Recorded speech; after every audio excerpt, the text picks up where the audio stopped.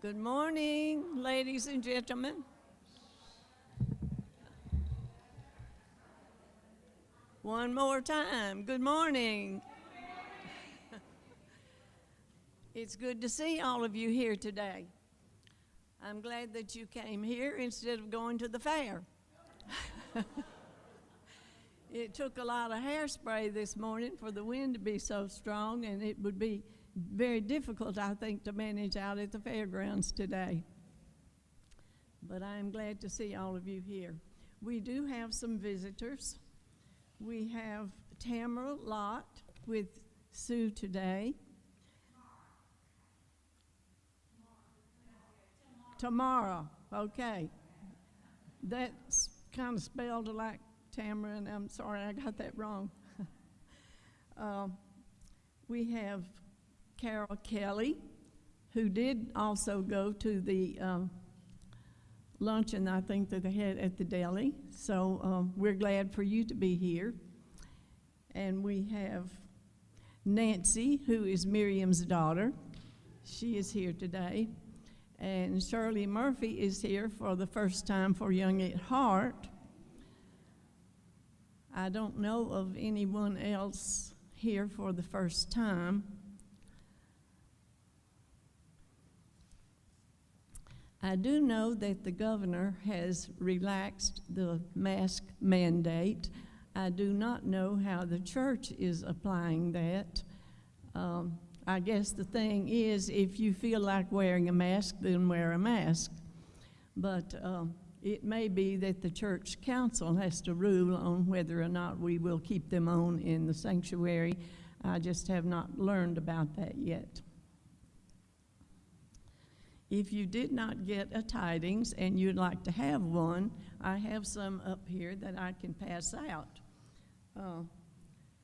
If you will at some point come up and get one, they are here. And we do like to read our tidings. We have some people with birthdays in this month, but first I do want to say October is my favorite month of the year, and you may have heard me say that before. How many of you will say the same thing? How many of you say October is the favorite month of the year? And this year, it's been more like August until this front came through yesterday. And we've only got 3 more days left. So I'm sorry about that now that we have some October weather. Our people with birthdays this month, I don't see the Pattons here today, but Mr. Paul Patton had one on the 2nd day of the month. On the 23rd, which was last Saturday, Darlene Barnhill and Ginger Streeter had a birthday. And on Tuesday this week, Sue Young had a birthday. And I know we have had some people come into the group whose names are not on my list, and I don't want to leave anybody out. So is there anyone else here with an October birthday whose name I did not call? Okay. What is the birthstone for the month? Opal. And the birth flower, well, the flower for the month of October. I thought it should be a chrysanthemum, but that's not what I learned. It's marigold.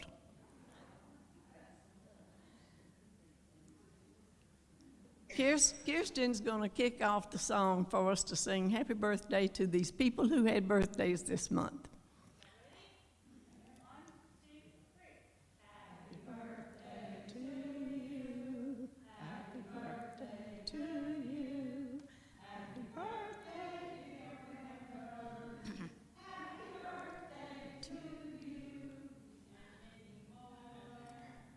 Thank you, Kristen.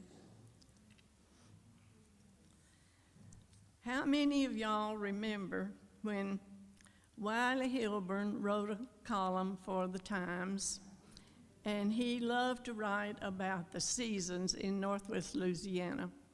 He had such a way with words, and could describe everything so perfectly. Well, I'm going to give you just a little taste of what he had to say about autumn and October in particular. The transformation was almost overnight. Suddenly the sky is a luminescent eggshell blue. The wind is cool wine, and North Louisiana is turning from green to greatly shades of gold and red and even deep purple. Oh, the transformation has only begun. Strangely, the sycamores and oaks are the first to host their autumnal flags. The gums, usually the first to catch fire, are often green to the very topmost branches. The steamy, almost tropical interlude between summer and fall, full of lashing rain, has perhaps yielded to this fresh new season, which is felt like a cool and gentle hand on a feverish face. It is only beginning, this time of shivery early mornings and warm afternoons. The final firestorm of color that is North Louisiana in full, deep autumn is in front of us. That is something we can all anticipate with pleasure, and at the same time enjoy the easy winds of October. And man, they are out there today.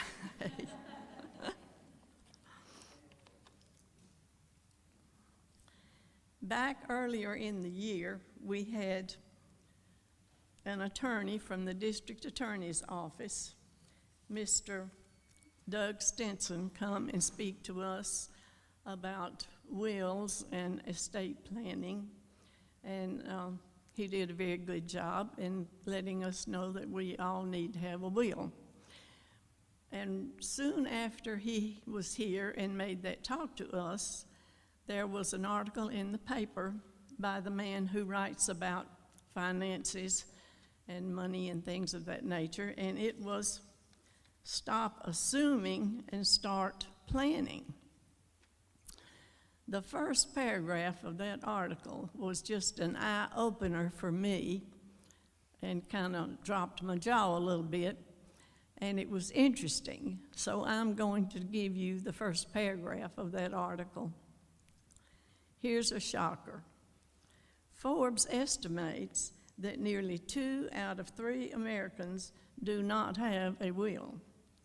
No clear instructions for survivors, no written record of here's how I want my property distributed.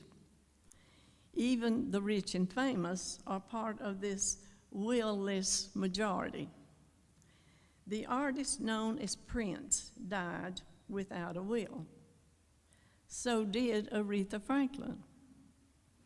Lest you think this phenomenon is restricted to temperamental creative types, Martin Luther King never got around to creating a will. Neither did billionaire Howard Hughes or President Abraham Lincoln. Experience shows us again and again that dying without a will results in hassles and headaches. When Pablo Picasso passed away at 91, he was reportedly worth $90 million. However, because he had never taken the time to spell out his wishes, it took 6 years and a third of his wealth in legal fees to settle his estate. So if you don't have a will, get a will. I thought that was interesting.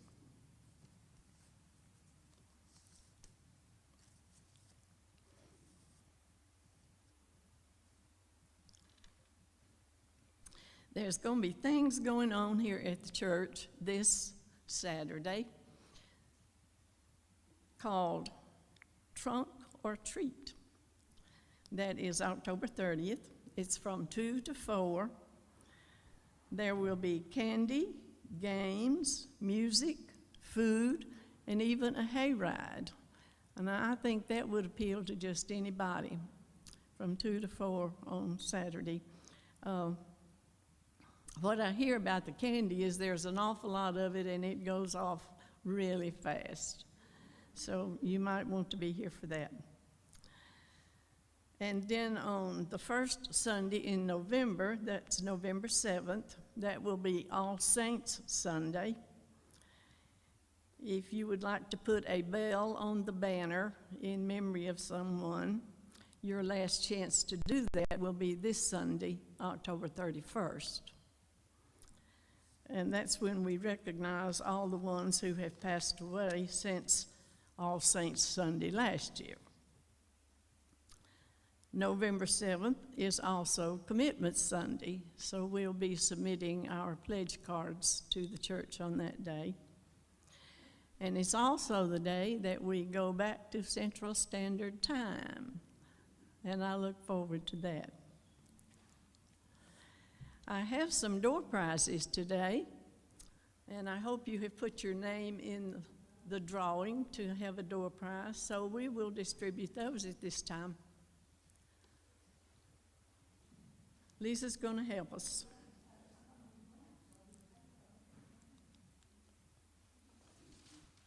You didn't get your name in?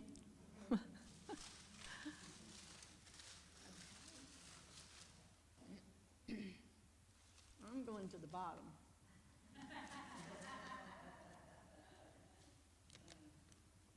Barbara Dean Cronenberg. Oh, she's in the kitchen. Is she still? I'll get it to her. Okay. Oh, there we go. Did you want me to draw them all at once or just one at a time? You can do whatever you want to do. Ronald. There you go.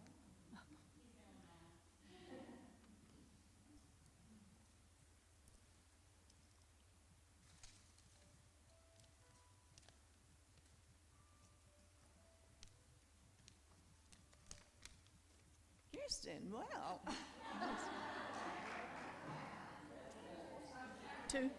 Two in the same family. Whoops. There you go.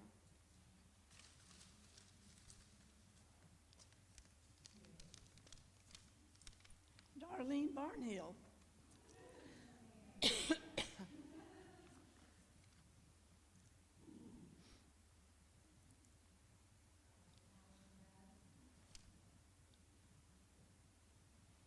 We have two more. You want to draw two this time? And then I'll get rid of. Okay. Got it?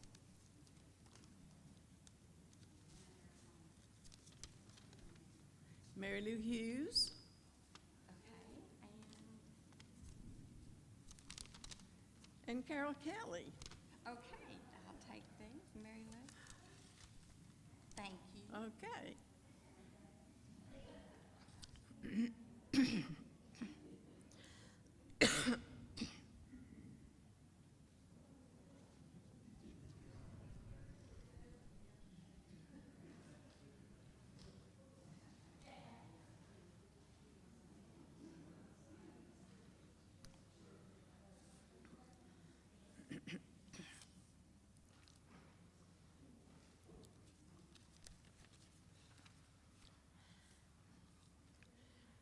I don't know whether you like to put decals on your vehicles or not. I don't want to put something on my car. But I loved what Rick Bragg had to say about people who do such a thing. So I'm going to share that with you. You never know what people will put on their car windows down here in the South. At a glance, you can immediately learn their political leanings, their ownership and religious affiliation, as well as whether their car is insured by State Farm or Smith & Wesson. You know that their son is an honor student at St. Ignatius Presbyterian Polytechnic, and whether they prefer to anchor down, hunker down, or just call the hogs. You can find out if they want to live the Salt life or the Miller High life, or, well, you see what I mean. But perhaps the most puzzling thing I have ever seen affixed to the back window of a vehicle was a proclamation for a brand of beer cooler. There it was on a decal as big as my head, Yeti. Catchy name, I thought. Yeti, a mythical Himalayan creature. It's cold in the Himalayas, and coolers keep stuff cold. But I just couldn't see why anyone would want every single driver who ever followed them in traffic or parked beside them at Applebee's to know how proud they were of their tub. I couldn't wrap my head around it. It's like riding through town with a big old decal that says Frigidaire. I mean, a Frigidaire does keep things really, really cold, but I sure wouldn't go around bragging about it. Then I saw one of those coolers in a store down on the Gulf Coast. I looked at the price tag and suddenly understood. If I had spent that much, I would want everybody to know too. I might take out a billboard on I-10 just this side of Slidell, Louisiana, or maybe even get myself a tattoo. I guess it's a Southern thing. Anyway, we try to beat back the awful heat, and that is something that's dear to us. When I was a boy, my brothers and I did some pick and shovel work for my uncle in the hot months. There was always a battered igloo cooler propped in the shade or on the tailgate of his old GMC pickup. It was my job to fill it up with water and ice on the way to the site. There were no cups. We drank from empty RC Cola bottles with the heat from the bare red dirt cooking through the bottoms of our work boots. 50 years have passed, and I still haven't tasted anything quite that good again. But I don't know if I want to ride around with igloo emblem on my Toyota. My brother and I spotted one just like that in an antiques junk store a while back. We stood looking at it for a long, long time at the pitted galvanized metal skin and the warped handle. It's funny how a thing like that can become a touchstone or a time machine. We ought to buy it, I said, but then I looked at the price tag. I decided to rethink the Yeti. Knowing how these things can appreciate over time, I bet about 50 years from now, I can sell it and buy a rocket ship. Then I can stick any decal I want on its side. Think about it. I could arc through the Milky Way just so everyone who sees it will know that my other child is an Australian shepherd. I love that man's writings.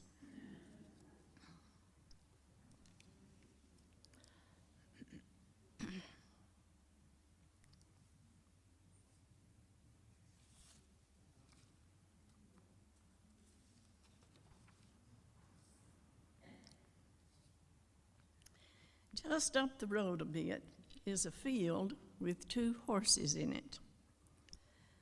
From a distance, it all looks completely ordinary. You'd never guess that there's anything wrong with that. But if you took the time to really look at these 2 majestic animals, you'll realize that it isn't ordinary at all. If you looked into the eyes of the bigger horse, it will become obvious that it is completely blind. His caring owner had made the decision not to put him down. It's almost 11. Let me finish this, and then we'll do the prayer, okay? His caring owner had made the decision not to put him down, but instead had made a good home for him in the pastures. This alone is amazing. And if you stand nearby and listen, you would hear the ringing of a bell. It comes from the smaller horse in the field. The bell is attached to its harness. This allows the blind horse to know where the other is so he can follow. And if you watch the two friends for a while, you notice that the one with the bell is always checking on the blind one. And the blind horse listens for the bell and then slowly and carefully makes his way over to the sound. He trusts the other not to lead him astray. When the horse with the bell returns to the shelter of the barn at night, he stops occasionally and turns his head to make sure that the other horse is following, making sure he isn't too far behind. Like the kind owners of these two horses, God does not throw us away because we are not perfect or when we have problems or challenges. I believe this. He watches over us, even bringing others into our lives to help us when we are in need. Sometimes we are the helpless blind horse being guided by the ringing bells of those who God places in our lives. Other times we are like the guide horse, helping others find the way home. You know that saying, the blind leading the blind, always foretells a fall of some sorts. If you cannot see at the moment, then someone somewhere out there can see. Please listen for my bell, and I'll listen for yours. And now, because the 11 o'clock hour has hit and we're supposed to be praying, let's all bow and pray the Lord's Prayer. Father, hallowed be thy name. Oh God, thy will be done, on earth as it is in heaven. Give us this day our daily bread.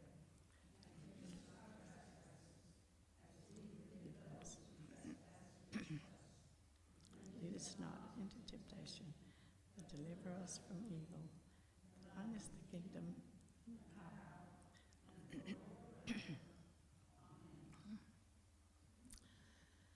I want to tell you that our next meeting will be November 18th. That will be our Thanksgiving dinner, traditional Thanksgiving dinner meeting. And Pastor Sione will be bringing our Thanksgiving message, and Lois Lassiter will be our hostess at that time. We have always had a free Thanksgiving November dinner, and that will be the case this year too, but a little bit of twist to it. We're going to make a donation, and I understand the monies will go to the youth department for some of the activities that they take part in. So just be prepared that we will make a donation most likely at our November meeting, but the money that we pay at all our other meetings will not be done on that day.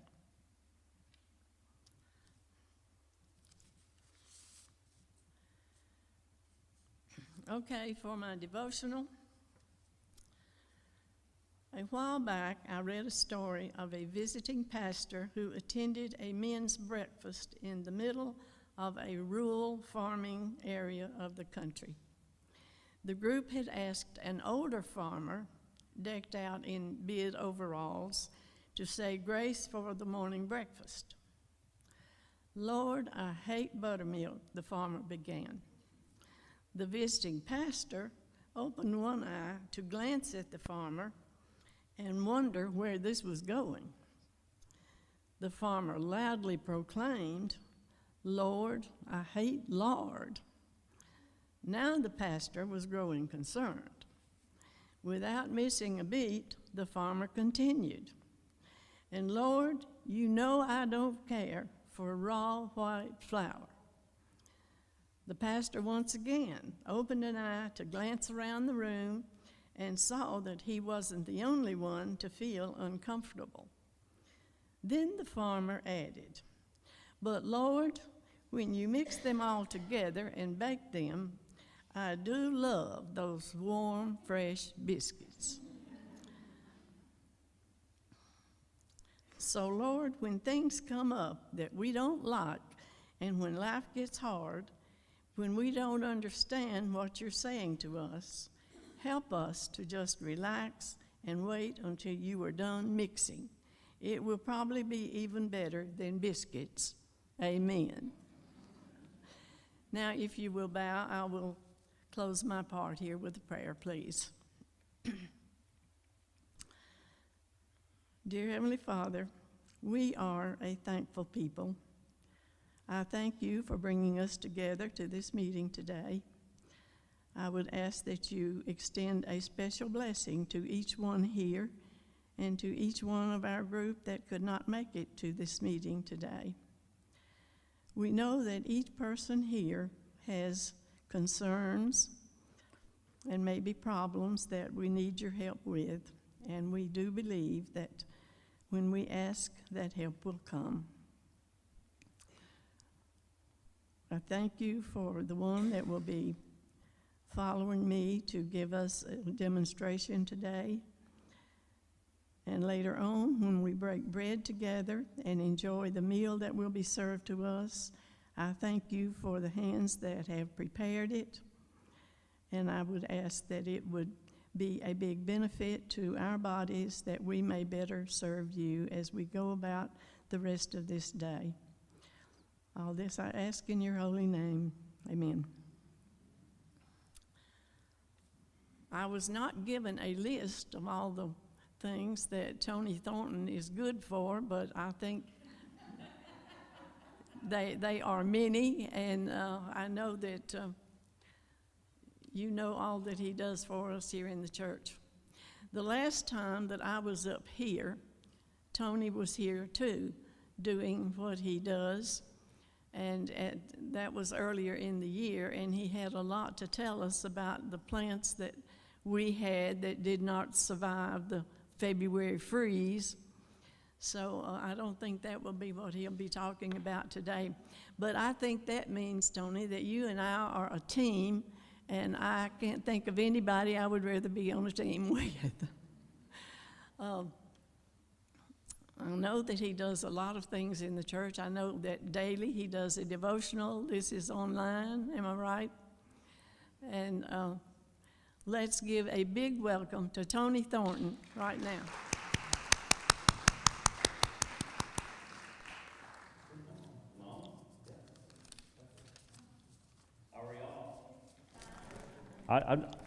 What a blessing to be here. I get to be away from work for a little bit, and I kind of enjoy that every once in a while. Even though I love what I've been doing for 30 years, this year is 30 years I've been at Ellis since I was 16, the first and only job that I've ever had. So I've done it a long time. I love it. I love working with people. I love to be able to just not only be a manager, but to lead and to watch people grow is one of the greatest things that I say as a manager or a leader. I don't even want to call myself a manager, just as a leader, to get people to grow out of when they come to work. You know, we hire a lot of young kids that have never worked before, and y'all, it is a challenge in this world today for all of those things. Just sweeping, to learn how to sweep, clean a bathroom, it's a challenge to get them to learn that, let alone learn about plants when we sell plants. And my 16-year-old son Landon's working for me now, and he texted me the other day. He said, "Dad, what's a chrysanthemum?" We have hundreds of these. I was like, "Landon, Mom, chrysanthemum." She said, well, in his defense, he did say this. She said, "No, it's not that type of mum. There's a million different kinds of chrysanthemums. It's the family name or whatever." So, but there's, all the blooms are, there's all types of blooms. I don't know if y'all know that, but there's hundreds of different types of mums, and some of them are big, some of them are small, some of them bloom different times. So anyway, it is a challenge. I'm blessed to be here to be able to talk to y'all about plants. I don't claim to know everything, even though I've been doing it 30 years. There's still a lot of things that I don't know. And talking about different names of plants, a lady came in, and I'm going to fudge this up. She said, "Do you have any pacha chili or something?" I was like, "What are you talking about?" And so I can't even pronounce it. This is a money tree. That's what I know it by. But its botanical name is Pacha something. Anyway, but that's called a money tree. That's what I know it by. So it's pretty cool, though, isn't it? Pretty cool, money tree. So today we're going to talk about plants. And if y'all got questions, please ask me. I know we talked about plants that died, and I was talking this morning to somebody about how all this stuff died. But I don't know about y'all. A lot of my plants in my yard have came back better than ever.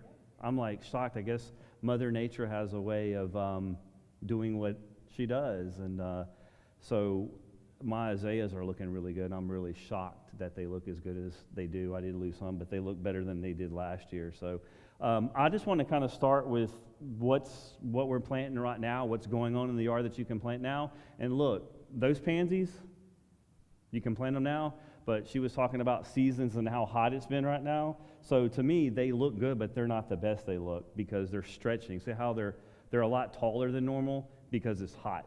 It's hot, and they're stretching. And so heat for us, when we bring pansies in and we think the weather's going to change, I bring all these pansies in trying to sell them, and then it gets hot, and then they get tall, and we would rather have them, compact. And the growers are calling and saying, "Are you going to get pansies?" Or again, I said, "It's got to cool down. Today's the day, so let me get rid of these that we have, and we'll start doing it." And a lot of times too, they put growth retardants on these to keep them low. And there's years, if you ever have years where pansies seem like, oh, they're not growing, that's why. They put I think a B vitamin on them or something like that, and it keeps them low for the consumer to have, or the retail person to be able to hold on to them longer, so they don't stretch like that. Because to me, they're still good looking, but I like to have them compact when we give them to people. So pansies are great plants right now for this time of the year. They'll make it all the way until it gets hot again. They have antifreeze in them. They love the cold. They can be snowed on, iced on, and all that. They do good. They can take some sun. They do not like the heat, and they love fertilizer. You see all those vibrant colors? They need to get those vibrant colors like that. Keep them fertilized. Keep your Miracle Grow on them. Get blood, bone meal. You can get time release stuff, granular type fertilizers, and they will do good for you. Violas too. Where's my violas? Y'all might call them Johnny Jump Ups. That's violas. That's a little smaller. I planted them for the first time. I've been there 30 years. I think 2 years ago I planted the violas, but they're just a little mini, but they do really well too. And same thing, they have a lot of antifreeze in them. They do well. They take up, you can plant them about 6 inches apart and get some good color out of them. You can put them in pots, hanging baskets.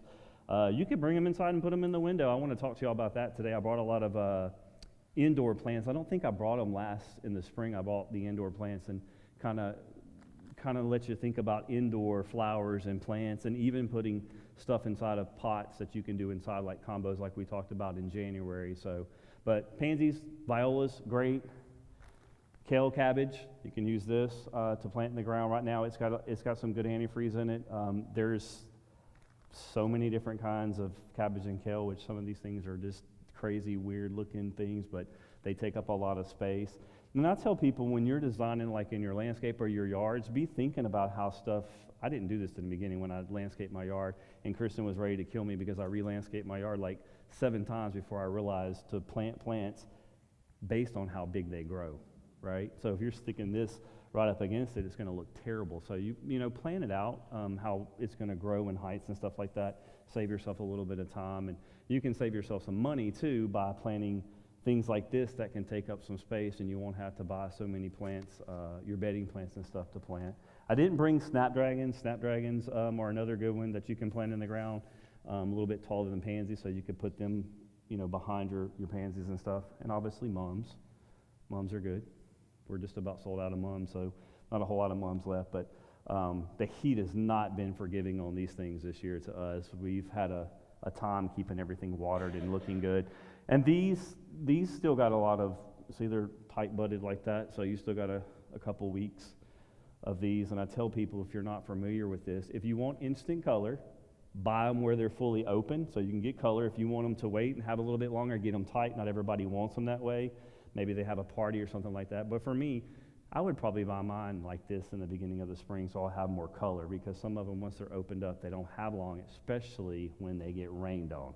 When they start getting rained on, they turn brown really quick. And but they will come back next year kind of at odd times. Sometimes they start coming back in early spring and stuff like that. I've had them come back then, but that's a good space filler too. Do I got anything else in front of me? Nope, that's another mom. Okay, so y'all have any questions on any of that stuff so far? What you'd be planting outside that you could think about? Pansies, kale, cabbage, snapdragons, mums. Oh, Dusty Miller. Where's my Dusty? Oh, yeah, Dusty Miller. Dusty Miller, that's a good filler too, and it gets big and bushy. It's a really good filler to plant in between stuff that you can do. Yes, ma'am.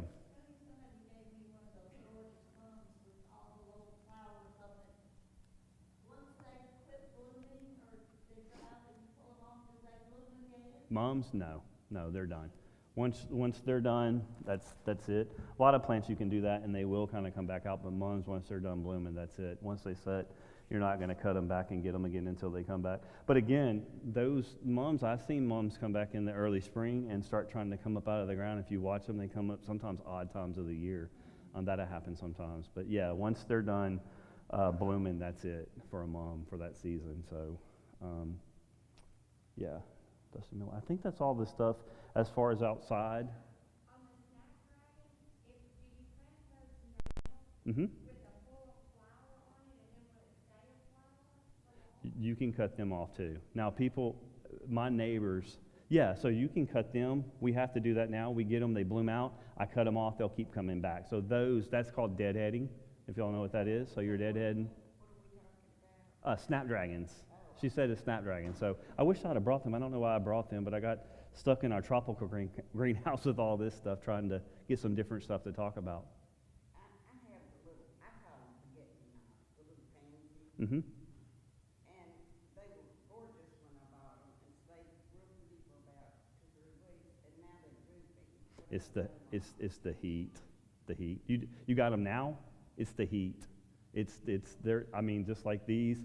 We're throwing stuff away too. It's just too hot. It's been too hot.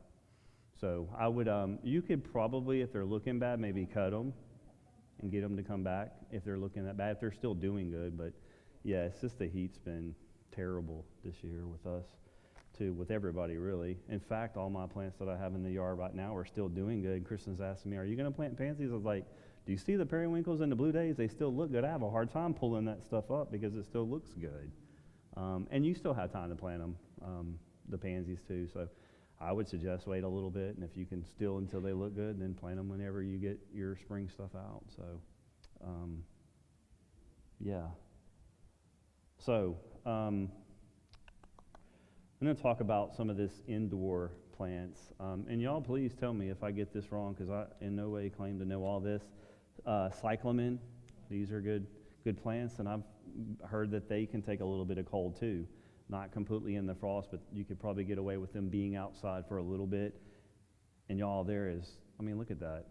There's so many. We're getting a lot of we buy from all over the United States, Canada, and those guys, other managers are buying all for the stores, and they're coming up with all these different varieties and buying new stuff in. So we're really extending our lines on tropical plants. This is just a traditional one right here, but don't overwater these. They're a tuberous plant, and what I mean by that, if you take this, they're kind of like a tube, so it's almost like a succulent, but y'all can't really see that, but they hold a lot of water, so don't overwater them. Most of our problems in the greenhouses, which is now under sprinklers, is overwatering. We lose most of our plants from overwatering. So if you've got issues with your plants, 90% of the time it's probably because you've overwatered it or it's gotten a bug.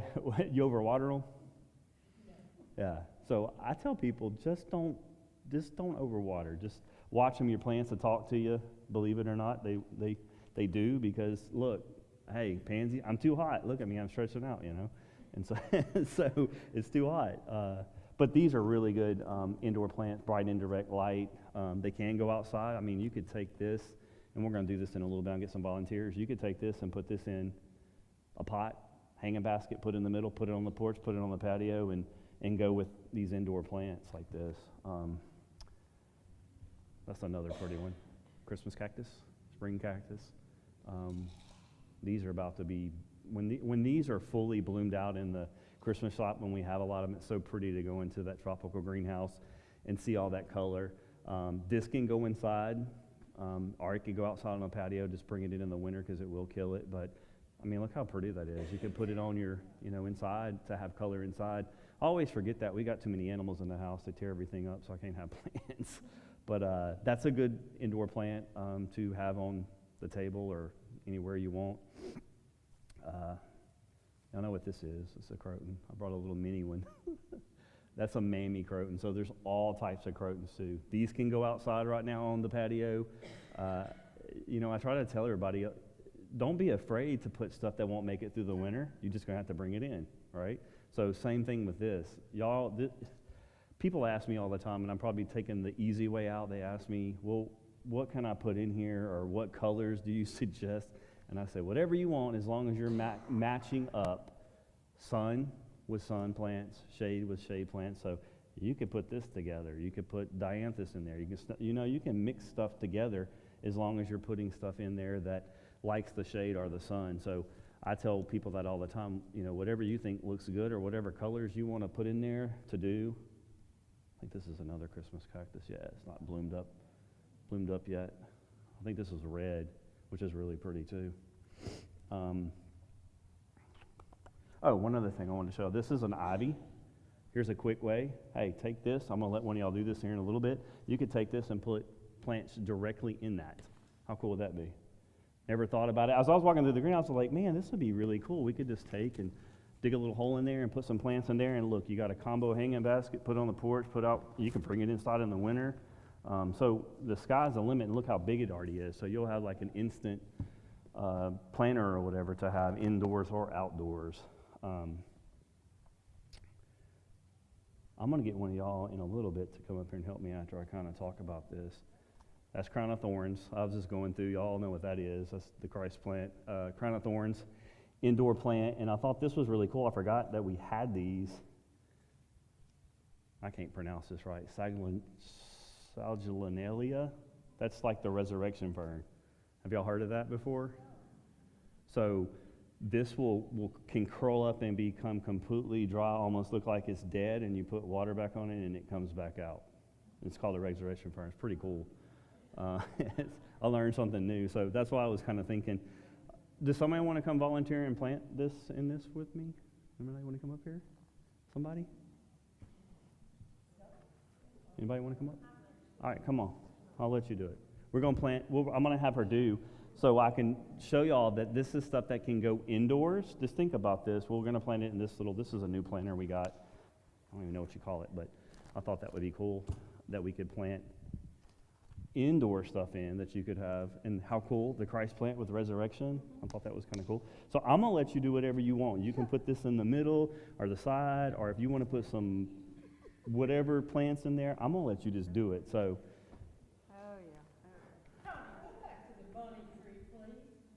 this one? So, and they braided it too. So this is like a tropical plant that it's just a money tree. So it's an indoor bright indirect light. They always do really well. This one's kind of root bound pretty bad. It needs to be in a new pot. Just by a window, no direct sun. Inside? Mm-hmm. It's just a green? Big. They can get big. It's just a green plant, and they've wrapped it this way, see? I think this plant, if when I researched it, it's kind of one that would grow around a tree, kind of wrap like almost like a vine type thing in the tropical forest, and they called it the money tree. I just remember from when I was bright indirect, I wouldn't be in the full sun, but our full... We've gotten some like this big. It's rare. They take a long time to get like that, and you will have to keep, if you want it braided like this, as it goes up, you're going to have to keep kind of braiding it a little bit. Which plant? This one? Yeah. I have a huge Christmas cactus. What, besides water and sunlight, what can I do to get it to start blooming? Fertilize, like Miracle Grow. A water-soluble Miracle Grow would be good to do. She told me the plant was dry. That needs to be, because that's kind of in, that Crown of Thorns is in the succulent family, kind of in the desert. You know the thing that you told us last time, that when you take the pot out like you the roots. That's the same thing. It's a smaller one. Yeah. Let me show. So I'm going to make a mess. See how the roots, if you take and kind of do this, yeah, and you do that, that's giving it a head start, the roots to start coming down. And it does help. Especially the growers are flooding these plants to get them look like this with fertilizer. They're drip systems, and they're trying to get them as big as they can, as pretty as they can, blooming as fast as they can. So these things will get root bound, and when things get root bound in small, that's why sometimes these things in smaller pots, they actually plant them in smaller pots, because once they've got their root system, they start blooming. So it's like this faster process that it happens, and that's why you have to do that, because it'll get them. Yep. Oop.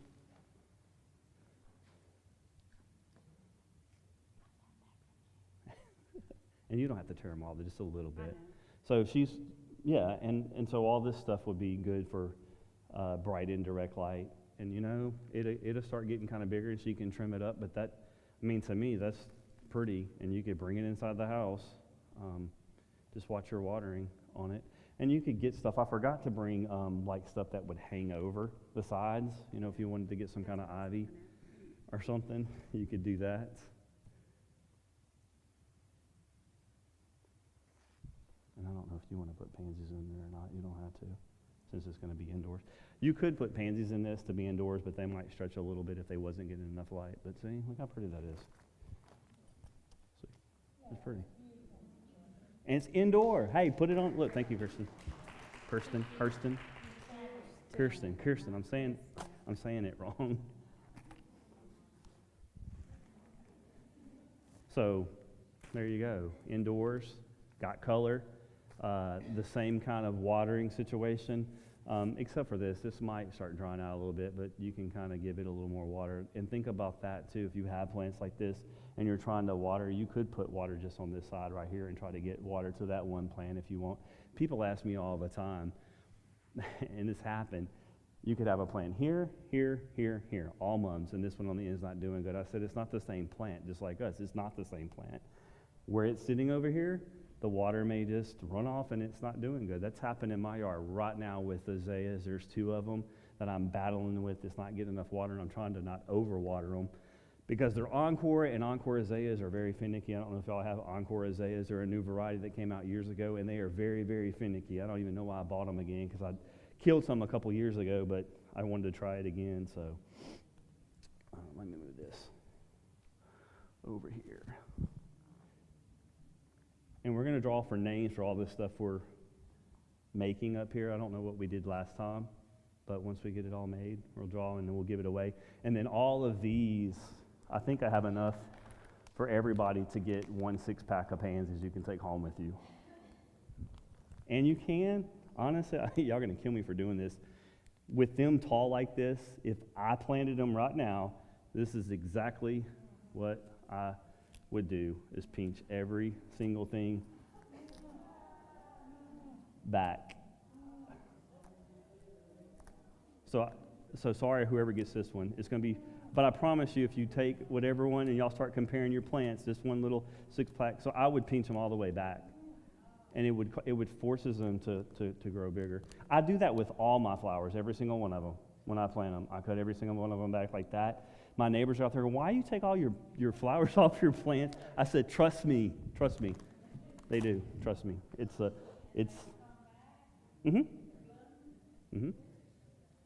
And they'll be compact. It forces them. It's something that plant, I forgot how the science behind it. It forces that plant to grow stronger because you pulled it off on it. It's just something that my greenhouse manager, when I started there 16 years old, he told me that, and I was like, I've started doing it, and I'm like, wow, and it works. It does. It works, I promise. Let's see, what else do I have here? I can get another volunteer want to plant this, put some plants in here for me? Anybody? I'll let you come up here, or I'll do it if somebody else wants to come up. No? Okay. Let's see. What are we going to plant? Okay, come on.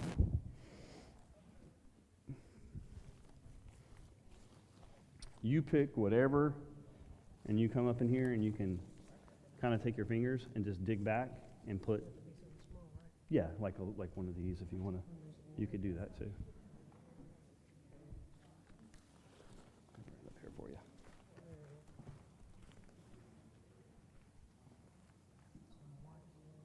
Yeah, you're just going to have to dig it back a little bit. But a lot of people will do, not only with hanging baskets, like with bigger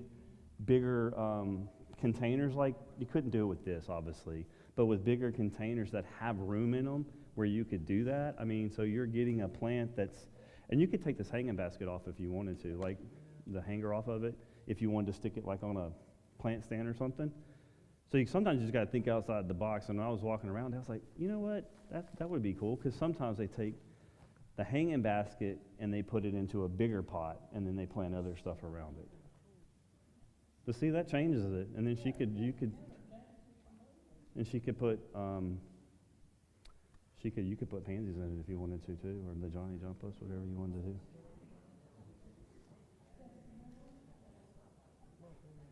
Yeah, I love the Johnny Jump Ups, are so pretty. Yeah, see how tall they are? See, that's what I was, when you really can look at this plant now. How tall it is. All right, come out. See how tall it is? That's why I was pulling it back. It's just stretching. And I don't know if y'all use in these 6-pack flats, if you ever have trouble getting them out, kind of squeeze on them a little bit before you start pulling them out, because I remember when I first started planting plants, I tore up so many plants by pulling the plant out of them. I like half my plants were dead because I tore the, and I don't know, I think at some point on the retail side, I don't know if y'all plant like 6-packs like this, but most of the growers are fixing to have to go to 4-inch because it's just no one's buying these because they're just a smaller set. And I think because it just doesn't, they can grow them faster than this, but the 4-inch is just, you get a lot better root structure by having a 4-inch pot. So I don't know how much longer we'll be keeping 6-pack flats. It may go to 4-inch. Plants are a little bit bigger too. Yep. See, look. Just think about once that grows. It's going to start growing up, coming out, and you got so that could be put in, yeah. And you could put that outside right now until they got colder, and then bring it inside and maybe take the hanger off and put it on something. Good job. Okay.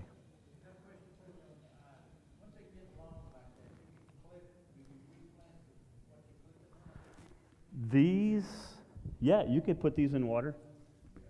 Yeah. Yeah. So we could talk about that. So see that? I just pulled that off. Just take that, stick that in water, and it should root. I don't, everything, I'm not sure about everything. Some things you can stick straight into dirt, and other things you have to let the roots, because everywhere I pull that off, it should start growing a root off of it, but you could put it in water, and you can put it in dirt. I just don't know on every species how you can or what you can do, if you can do it or not. But yeah, and that's an easy way to get a cutting of stuff. And a lot of stuff, I don't know everything, a lot of stuff you can do that way if you want to be the grower or you want to do that. So yeah, that's a good question. Yep. It's a little white powder, and you put that on there to help. It's a hormone, I think, that helps get them started too. So, yep. All right, let's see. What else are we going to plant? I need another volunteer. Someone want to come plant this? I'll let y'all pick. Got another person that wants to come plant? Maybe? Come on. Don't be shy.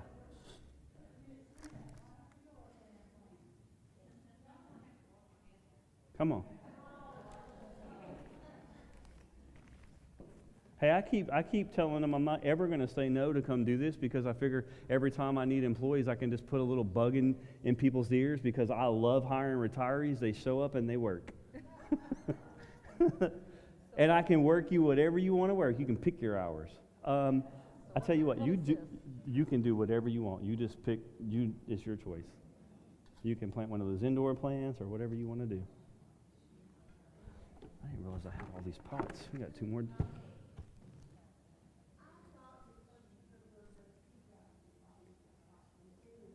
You can, to help with drainage. You don't have to do that every time. That is a good rule of thumb to help with drainage, but you don't have to. I've had people, they've taken the plastic pots on big ones and put it in the bottom just to help take filler spaces and stuff like that. Huh? You ready? Uh-oh, I guess I gotta hurry. Is that my cue?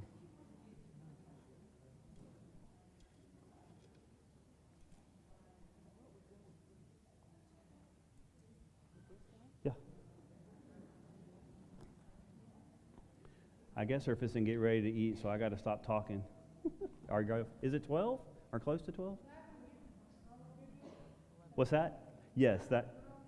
It will. Yep. This, probably about 24 inches. I think the ones we got, and you know, if you kept bringing it inside in proper conditions, it could probably get like 3 foot tall, probably. And you can keep it cut back too.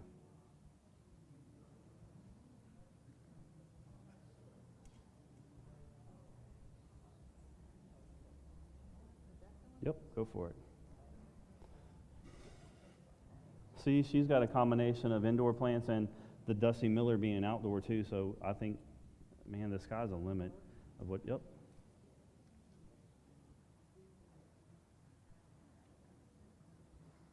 And once this stuff starts getting full, I mean, think how pretty that will look and be, you know? Yep. There you go, thank you. Looks good, see? Looks good. I wish I would have bought some plants that would have spilled over, but I forgot to do that. So I guess I got to finish up because I guess they're trying to get y'all ready to eat. I think that's what Leon was just saying. So what we can do if when y'all get done eating, if someone wants to, I got 2 more pots. When y'all get done eating, y'all can come have at it and plant whatever you want to do in these 2, whatever you want to do. And again, I think last time we put your name in and all this stuff up here, y'all can draw for or whatever way y'all want to do it. And then obviously the flats, y'all can get a 6-pack of each. Are they ready to eat? I think that was Leon's son. Say, come on. Yeah. Okay. How many do you have to give away? Oh, well, What do you want to give away first? Okay. let's do this. All right. Oh, you got names. Yeah, Okay, perfect. Draw a name. Jane, Miss Jane. And, okay, you can either leave, why don't you just leave it there with her name on it? Yep, Okay, what's next? we'll do this. Hand basket. All right. There you go. Oops. June Ellis. Okay. All right. And let's do the clay pot. Okay. Felicia Cockrell. You can get it after you eat, we'll put your name on it. I'm going to put it over here. What else? All right, a mom. 8-inch mom. There you go. Harry Solomon. And then we're gonna make 2 more baskets. I got another mom. Sorry, I went on a spree this morning. Henry Stevens. And let's do this Christmas cactus. Well, you know what? I need it probably because we got 2 more. Okay, you wanna give those, or we'll plant, Oh, I see what you're saying. Okay. Okay. We can do this for this one, and you're going to get to plant what you want. Jane Cooper. is that, did she already have one? Oh, yeah. Okay. Oh, one was, one was one Jane Cooper? Yeah, Jane Sailors. Oh, okay, and one was Jane Cooper? Yep. Okay, Jane Cooper will plant that one, and, Steve Bange. okay. You got that one. Perfect. I think that's it. Thank you. Yep. Okay. All right. I got anything else? Because y'all are about to eat. All right. I think so, yeah. If I could stay away from work a little bit longer, heck yeah. You're welcome.